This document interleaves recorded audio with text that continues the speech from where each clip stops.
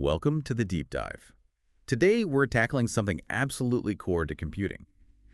Memory management. Specifically, stack versus heap. Exactly. We've got some key questions lined up from our source material. The goal, to really get you a solid grasp of these two, why they're different, and, well, why you should care. Right.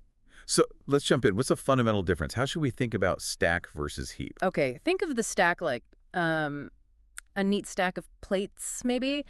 The last one you put on is the first one you take off. Last in, first out, LIFO. Precisely. It's used for things like local variables and functions, function call info. Very orderly. And the heap? The heap's more like, I don't know, a big open space, maybe a storage locker. You ask for space when you need it, you give it back later. Less structured. Much less structured. It's for dynamic stuff, things you don't know the size or lifetime of upfront. Okay, so how does that affect where variables actually live? Well, on the stack, when a function starts, its variables get put in a nice contiguous block, like reserving adjacent seats. Yeah. And when the function ends, poof, that whole block is instantly gone, freed up. Automatically. Automatically. The heap's different. You request memory, it finds a chunk somewhere, gives you the address. It might not be next to other stuff you allocated. And you have to give it back manually. Yeah. Usually. Often, yeah. Or rely on garbage collection, but we can get to that. That makes the stack sound, well, faster.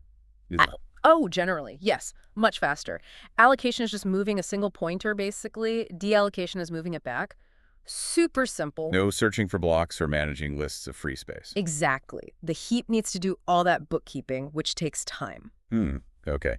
Now, I've definitely heard the term stack overflow. Sounds dramatic. What is that? It is kind of dramatic for your program. Imagine stacking those plates too high, they wobble, then crash. So the stack runs out of space. Yep. It has a fixed size. If you call too many functions nested inside each other, or especially if a function calls itself over and over. Recursive calls. Right. Recursive calls without a proper exit. Each call adds a new plate or frame to the stack. Eventually, you just run out of allocated room. Boom. Stack overflow. Ouch. Okay, so the heap avoids that specific problem because it's bigger or more flexible. It's generally much larger and designed for exactly that holding data that needs to persist across function calls or whose size isn't known until runtime. And getting memory there is called dynamic memory allocation. That's the term. In C or C++, you'd use something like malloc or new. You ask the system, hey, can I have this much memory? And it gives you back An address. A pointer to that block of memory on the heap. Pointers. So they're key for heap management. Absolutely crucial. The pointer is your only way to find and use that memory you just allocated on the heap. Let's back up to the stack for a sec. You mentioned function calls, use it. How does that work exactly? When I call a function. Okay, so when you call a function, a new stack frame gets pushed onto the top of the stack. A frame, like a data package. Sort of, yeah.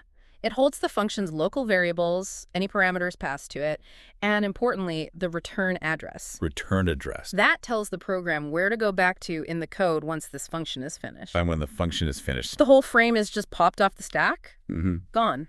The local variables vanish, and the program jumps back to that return address. Clean and tidy. Okay, got it.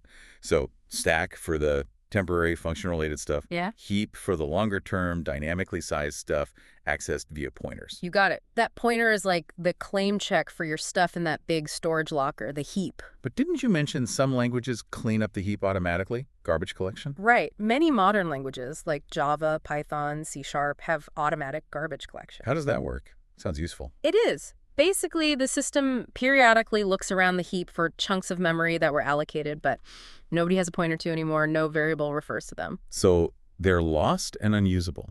Effectively, yeah. Orphaned memory. The garbage collector identifies this unused memory and reclaims it, putting it back into the pool of available heap space. That prevents memory leaks. Exactly. Memory leaks are the big danger with manual heap management, like in C or C++ work. What happens in a leak? You allocate memory on the heap, maybe using new or malloc, but you forget to delete or free it when you're done. So it just sits there. Occupied. Yep. Occupied but unreachable and unusable. If your program runs for a long time and keeps doing this, it slowly consumes more and more memory. Until it potentially runs out of available memory and crashes, or at least slows the whole system down. It's like filling up that storage locker with junk you never throw away. Not good. So if you don't have garbage collection, how do you manage memory safely? What are the best practices? Well, it's about discipline, really. You have to be meticulous. For every new, there must eventually be a delete. For every malloc, a free. Keep track of everything.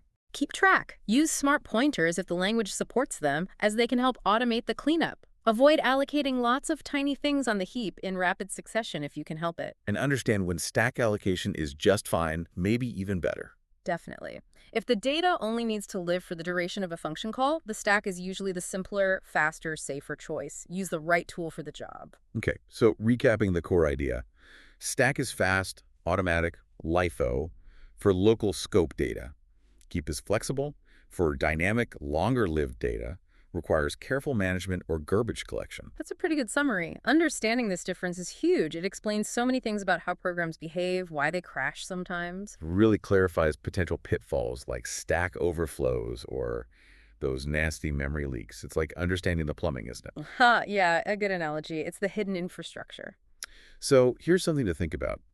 Knowing this, how does it change how you view the software running on your phone, your computer? This constant invisible dance of memory allocation and deallocation happening billions of times a second. Yeah. Does it make you think differently about performance or why some apps feel sluggish or why restarts sometimes magically fix things? It's all connected to this fundamental management deep down.